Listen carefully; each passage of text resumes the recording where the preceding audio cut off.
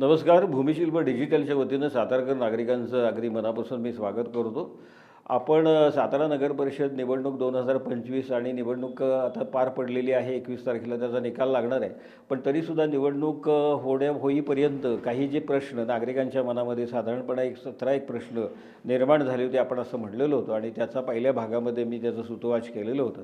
दुसऱ्या भागामध्ये काही प्रश्नांचा आपण मागोवा घेतला, तिसऱ्या भागामध्ये आपण काही मागोवा घेतला आणि आज आपण चौथ्या भागामध्ये आलेलो आहोत. म्हणजे 6 ते 7 प्रश्नांचा शोध घेण्याचा किंवा त्याच्यामागे नेमकं काय घडलं हे आपण निश्चितपणानं त्याचा एक मागोवा घेण्याचा प्रयत्न केला.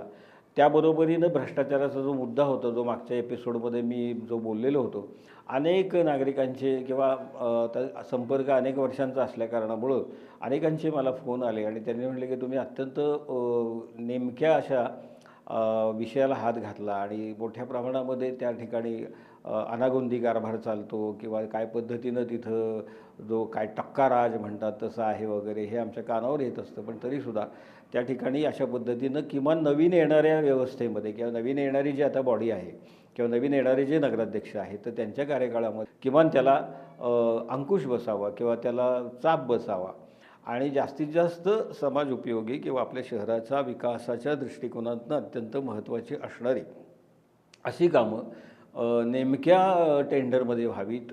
शहराचा मोठ्या प्रमाणामध्ये विकास होत असताना जो काही टॅक्समधनं नागरिकांच्याकडून पैसा जो जमा होतो तर त्याचा नेमका आणि योग्य असं त्याचं एक ज्याला आपण म्हणतो ना की त्याचा खर्च व्हावा आणि शहर येत्या 5 वर्षामध्ये अधिक सर्वांग सुंदर हरित सातारा, सुंदर सातारा अशा काही वर्षांपूर्वी ज्यावेळेला आघाड्या होत्या त्यावेळेला घोषणा दिल्या जायच्या किंवा टॅगलाईन असायची की आम्ही कशासाठी काम करतो, हरित सातारा, सुंदर सातारा, सुसंस्कृत सातारा वगैरे वगैरे अशा.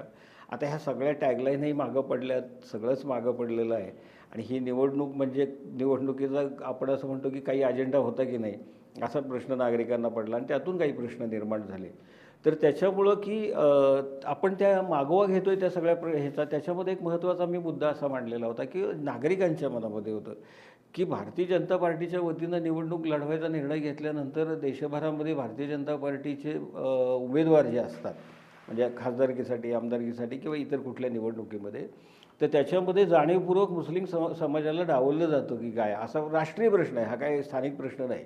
म्हणजे अगदी संसदेमध्ये सुद्धा जेव्हा चर्चा होती त्यावेळेला सुद्धा भारतीय जनता पार्टीवरती असा एक आरोप केला जातो की तुमच्याकडे अल्पसंख्याक समाजामधले उमेदवार का नाही आहेत, अल्पसंख्याक उमेदवारांना तुम्ही प्रतिनिधित्व का देत नाहीत असा एक प्रश्न आहे. आणि सातारची निवडणूक आता जी नगरपालिकेची झालेली आहे तर त्याच्यामध्ये मी मागच्या एपिसोडमध्ये म्हटलं तसं की फक्त एका मुस्लिम उमेदवारालाच फक्त भारतीय जनता कमळ या अधिकृत चिन्हावरती ज्याला आपण उमेदवारी मिळालेली होती किंवा तिकीट मिळालेलं होतं ते म्हणजे फिरोजभाई पठाण.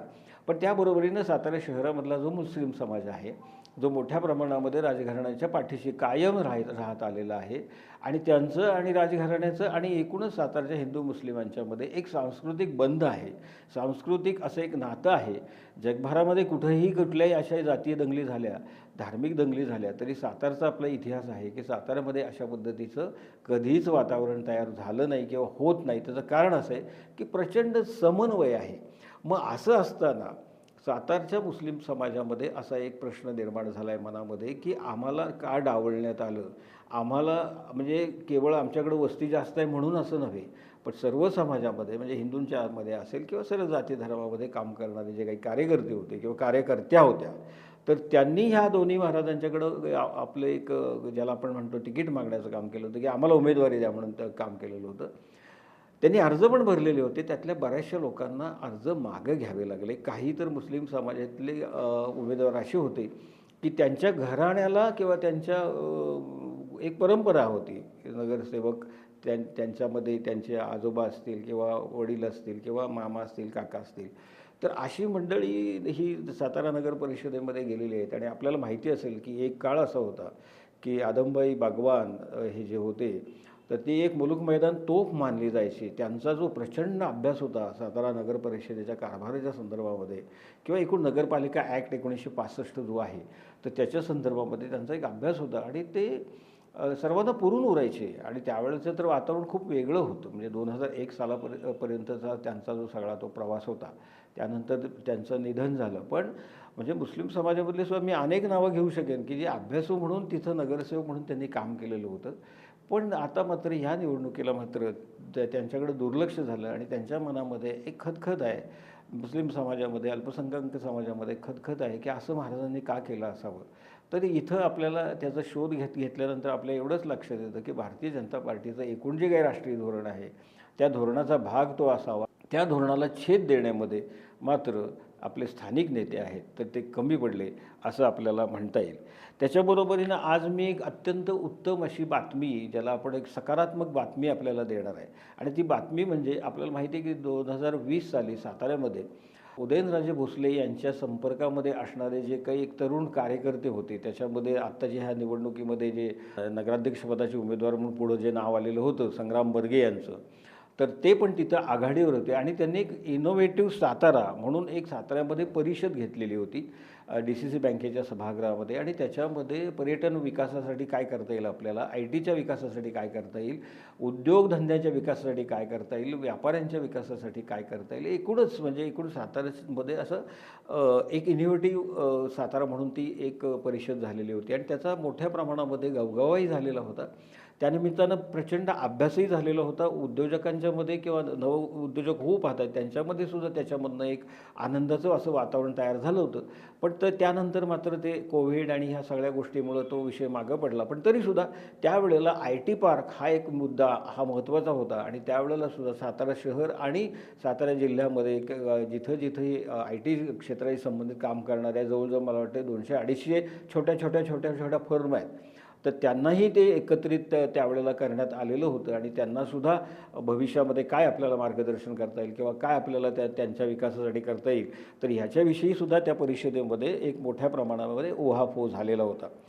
आणि IT पार्क आम्ही करणार हा तर आमदारकीच्या खासदारकीच्या निवडणुकीमध्ये मागच्या मला वाटते 3-4 निवडणुकांमध्ये प्रत्येकाच्या जाहीरनाम्यामध्ये हा विषय होता की बाबा IT पार्क आम्ही उभं करणार. आता यावर्षी तर अगदी कोरेगाव असेल, वाई असेल, पाटण असेल, म्हणजे आमदारकी लेवलला अगदी तिकडंसुद्धा त्यांच्या पण जाहीरनाम्यामध्ये IT पार्क उभी करणार आम्ही, असे एक आश्वासन आहेत. पण साताऱ्याचा जर विचार केला तर आपल्याला जवळजवळ मला वाटते 2001 सालापासून ते प्रत्येक ह्याच्यामध्ये आमदारकीची निवडणूक असेल, खासदारकीची निवडणूक असेल, त्याच्यामध्ये IT पार्क आम्ही उभी करणार असं एक आश्वासन आपल्याला जाहीरनाम्यामधनं दिलेलं आपल्या निदर्शनास येईल.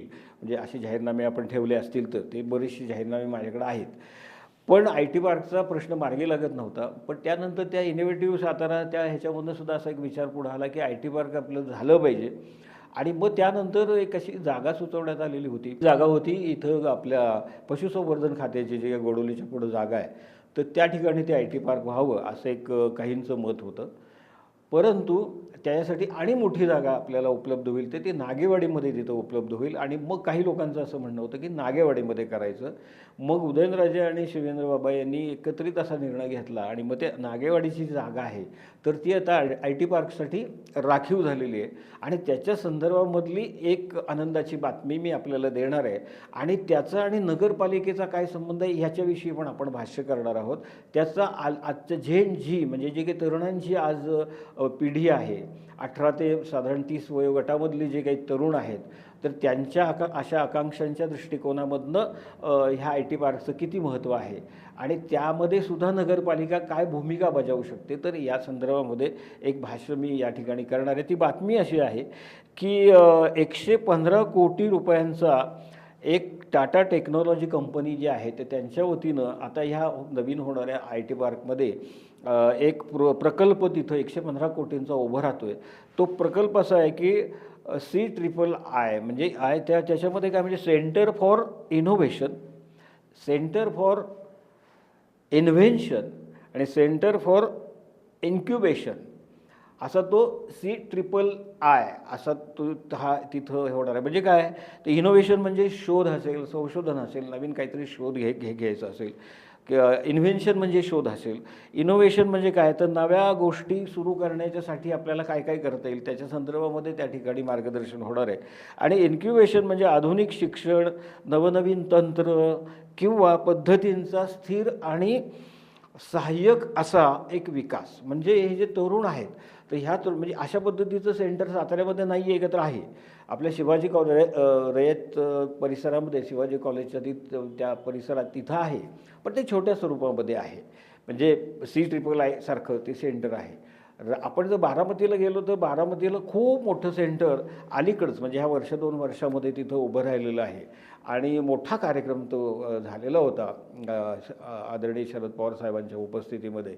आता हे सेंटर साताऱ्यामध्ये 115 कोटी रुपयाची जी गुंतवणूक आहे आणि ते कोण करतं तर टाटा टेक्नॉलॉजी कंपनी करते आणि टाटांचा जो काही एक गुडविल आहे तर त्यामुळे ते विनाकारण नुसतं जाहीर करणार नाही तर डेफिनेटली ते आता होणार आहे. त्याचं कारण असं की टाटा टेक्नॉलॉजी कंपनी जी आहे ती 115 पैकी 97.75 कोटी रुपये स्वतः गुंतवणार आहेत आणि मग राज्य सरकारचे 17.25 म्हणजे 17.25 कोटी रुपये हे महाराष्ट्र सरकारचे असणार आहेत. तर त्याच्यामुळे ह्या कामाला आता गती येईल निश्चितपणानं आणि ते सेंटर तिथं उभं राहील. आता मुद्दा माझा असा आहे की तिथं सेंटर उभं राहिलं म्हणजे त्यातून लगेच रोजगार उपलब्ध होणार नाही, पण तरीसुद्धा तरुणांना जे तिथं मार्गदर्शन मिळणार आहे ते जागतिक दर्जाचं मार्गदर्शन मिळणार आहे आणि त्याच्यामधनं उद्याचे उद्योजक घडणार आहेत.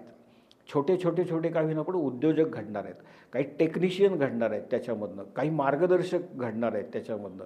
पण तिथं होत असताना मुद्दा असा आहे की आता जी काही नागेवाडीची ती जागा एक्वायर केलेली आहे तिथं ज्या वेळेला त्याचे प्लॉट पडतील किंवा तिथं काय बाकी सगळ्या गोष्टी होईल आणि त्याचं जे ज्या वेळेला वितरण होईल त्याच्यामध्ये IT इंडस्ट्रीशी निगडीत असणाऱ्याच लोकांना तिथं स्थान मिळालं पाहिजे. ते मिळत असताना स्थानिक जे आहेत स्थानिक ज्या छोट्या मोठ्या कंपन्या आहेत त्यांच्यासाठी तिथं काही इमारती उभ्या करून तिथं त्यांना नेलं पाहिजे आणि त्या सगळ्यांना एक वेगळ्या वर्क कल्चरचा असा तिथं अनुभव त्यांना तिथं दिला गेला पाहिजे. त्यांना काही मार्गदर्शन जर पाहिजे असेल तर त्या ठिकाणी हे CIII हे जे सेंटर असणार आहे तर तिथं त्यांना ते मार्गदर्शन मिळणार आहे. पण हे होत असताना तिथं स्थानिकांनाच मोठ्या प्रमाणामध्ये स्थानिक म्हणजे IT क्षेत्राशी असणाऱ्या स्थानिक कंपन्यांना स्थानिक तरुण जे काही काम करत आहेत आता छोट्या मोठ्या ठिकाणी काम करत आहेत म्हणजे कोणाकडे 10 लोक काम करत आहेत, कोणाकडे 50 लोक काम करत आहेत, कोणाच्याकडे 30 लोक काम करतात. असे संपूर्ण जिल्ह्यामध्ये सातारा शहरामध्ये सुद्धा असे अनेक छोटे मोठे उद्योग आहेत. तर त्यांना तिथं अग्रक्रम दिला गेला पाहिजे, त्यांना तिथं इन्फ्रास्ट्रक्चर उभं करून दिलं पाहिजे आणि तिथं अग्रक्रमानं त्यांना तिथं संधी दिली पाहिजे. हा एक भाग आहे. दुसरी गोष्ट ज्यावेळेला IT पार्कचा हा मुद्दा पुढे आलेला होता त्यावेळेला सुधा मूर्ती ज्या राज्यसभेच्या खासदार आहेत श्रीमंत छत्रपती उदयनराजे भोसले यांची त्यांना फोन करून त्यांनी अपॉइंटमेंट मागितली. तर तेव्हा त्यांना असं सांगण्यात आलं की बाबा तुम्ही आमच्याकडे येऊ नका, आम्ही हवं तर तुमच्याकडे येतो.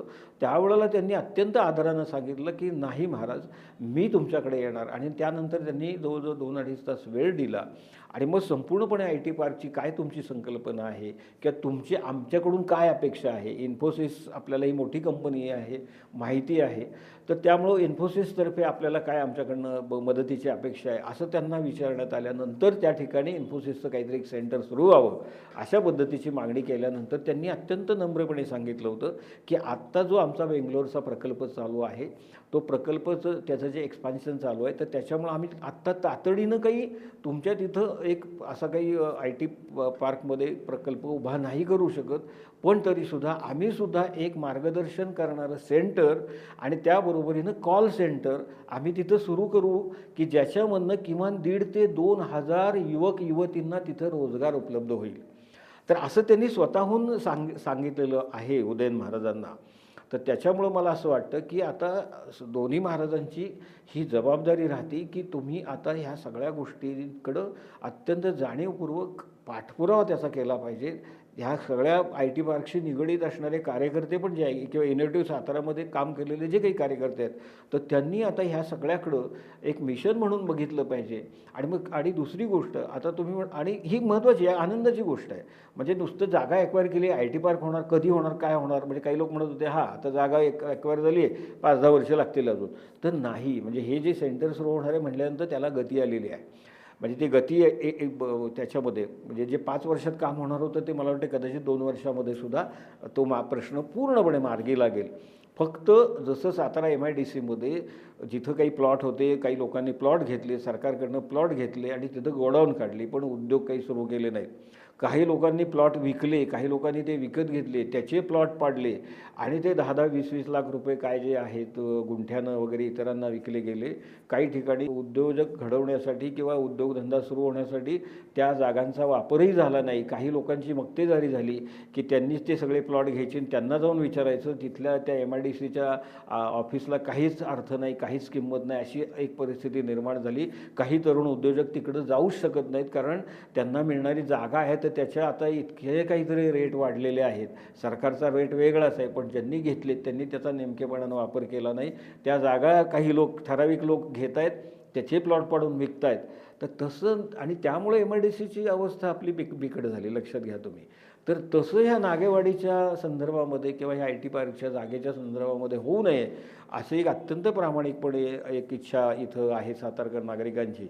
तर त्याच्यामुळे ही एक आनंदाची बातमी आहे. आता ह्याचा आणि नगरपालिकेचा काय संबंध आहे, तर नगरपालिकेमध्ये आता येणारे जे काही नगराध्यक्ष आहेत किंवा तिथं बसणारी की जे नवीन आता बॉडी असणार आहे, त्यांनी त्यांच्या पहिल्या सर्वसाधारण सभेमध्ये हा ठराव पास केला पाहिजे की साताऱ्यामध्ये जी काही नागेवाडीमध्ये IT पार्क जे उभं राहते त्याच्यामध्ये स्थानिक असणाऱ्या ITशी निगडीत कंपन्यांना, छोट्या मोठ्या आज आहेत त्यांना, आणि त्याच क्षेत्रामध्ये काम करत असणाऱ्या तरुणांना, झेन झीला त्या ठिकाणी जागा अग्रक्रमानं मिळाल्या पाहिजेत. त्याचं पर्सेंटेज हे अगदी सर्वाधिक असलं पाहिजे.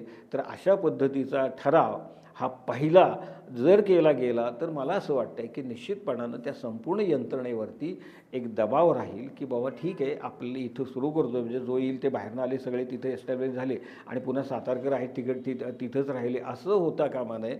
तर अग्रक्रम हा साताऱ्यामधल्याच ITशी संबंधित असणाऱ्या उद्योजकांना दिला गेला पाहिजे. आणि असा ठराव ह्या नगरपालिकेनं केला तर निश्चितपणानं त्याचा एक दबाव हा निश्चितपणानं राहील. तर त्याच्यामुळं ही एक छान बातमी होती, कारण जवळजवळ 115 कोटींचा प्रकल्प आणि तो टाटा कंपनी करते आहे म्हटल्यानंतर टाटांचा जो जे गुडविल आहे त्यामुळं ते होणार, म्हणजे असं काही हवेतलं नाही आहे. तर त्याच्यामुळं त्याबरोबरीनं आता सातारा, सांगली, कोल्हापूर, सातारा, सांगली आणि काही आहेत तिथंसुद्धा आता आपले उदय सामंत आहेत, त्यांनीसुद्धा घोषणा केलेली आहे की आपल्या एकूणच ज्याला MIDC सारखे जे सगळे प्रकल्प आहेत तर त्याच्या विकासासाठी म्हणूनसुद्धा. तर त्यामुळं आता कसं आहे ना की राज्य सरकार जे आहे हे राज्य सरकारसुद्धा प्रत्येक जिल्ह्यामधला उद्योग कसा वाढीला लागेल, स्थानिकांना रोजगार कसा उपलब्ध होईल, तर या दिशेनंच पावलं त्यांची उचलायचं चाललेलं आहे. त्यामुळे ही एक चांगली गोष्ट आहे संपूर्ण महाराष्ट्राच्या दृष्टिकोनातनं. पण साताऱ्याच्या दृष्टिकोनामधनं हे नागेवाडीचं होणारा जो काही आपला IT पार्क आहे आणि त्याच्या संदर्भामध्ये हा जो काही विचार झालेला 115 कोटीचं जे आता काही तिथं CIII सेंटर जे येतं आहे, आणि मी म्हटलं तसं की सुधा मूर्ती यांनी जे काही आश्वासन दिलेलं आहे उदयन महाराजांना, तर त्याचा पाठपुरावा केला तर मला असं वाटतं की येत्या 2 वर्षामध्ये, 2 ते 3 वर्षामध्ये साधारण 1,500 ते 2,000 युवक युवतींना साताऱ्यामध्ये काम मिळेल. ITमधल्या छोट्या छोट्या कंपन्या मी म्हटलं तसं सगळ्या आहेत, त्या सगळ्यांना एका ठिकाणी त्याच IT पार्कमध्ये जर इन्फ्रास्ट्रक्चर उभं करून दिलं, म्हणजे इमारती उभी करून दिल्या, त्यांना आवश्यक असणारे सगळ्या तिथं फॅसिलिटीज उपलब्ध करून दिल्या, तर त्याच जे स्कॅटर्ड आहेत कुठं करतायत ते सगळे एकत्र येतील आणि मग त्याला काहीतरी चांगलं स्वरूप येईल. आणि मग साताऱ्यामधनं सुद्धा उद्या मोठ्या प्रमाणामध्ये इन्फोसिससारखी सुद्धा एखादी कंपनी अस्तित्वात येऊ शकेल. तर त्याच्यामुळं आणि त्याच्यामध्ये नगरपालिकेचा येणाऱ्या बॉडीचा हा एक महत्त्वाचा रोल असणार आहे, कारण येणाऱ्या बॉडीचे सुद्धा नेते आहेत, एक खासदार आहेत, एक आमदार आहेत. तर त्याच्यामुळे ह्यांनी पण त्यांच्या बरोबरीनं त्यांना, म्हणजे सातारा शहरातील मंडळींची ही मागणी आहे म्हणून तसा एक ठराव सातारा नगरपालिकेच्या पहिल्या जनरल बॉडीच्या मीटिंगमध्ये झाला. तर मला असं वाटतं की सातारकर निश्चितपणानं नवीन येणाऱ्या बॉडीला खूप धन्यवाद देतील. आता मुद्दे अजून आपले काही शिल्लक आहेत, पण त्याच्यामधला एक सर्वात महत्त्वाचं सगळे मला विचारतं की तुम्ही नगराध्यक्षपदाच्या निवडणुकीच्या संदर्भामध्ये नेमक्या काय झाल्या हालचाली, पडद्यामागं काय गोंधळ झाले सगळे, कुणी लॉबिंग केलं, कुणी किती मलाच ती उमेदवारी मिळावी म्हणून कुणी कुणाकडं कुणा थ्रू आणि किती पैशाचं आमिष दाखवून लॉबिंग केलं गेलं वगैरे वगैरे वगैरे वगैरे वगैरे, जे काही आमचं कानावर येतं त्याच्यामागची नेमकी वस्तुस्थिती काय. तर मला असं वाटतं की त्याच्यावरती स्वतंत्रपणे आपण बोलणार आहोत. तूर्तास मी आज इथंच थांबतो. आपल्याला हा भागसुद्धा निश्चितपणानं आवडेल, ह्या 4थ्या भागाचंही आपण तसंच स्वागत कराल अशी एक मनाला निश्चितपणानं मला खात्री आहे. धन्यवाद.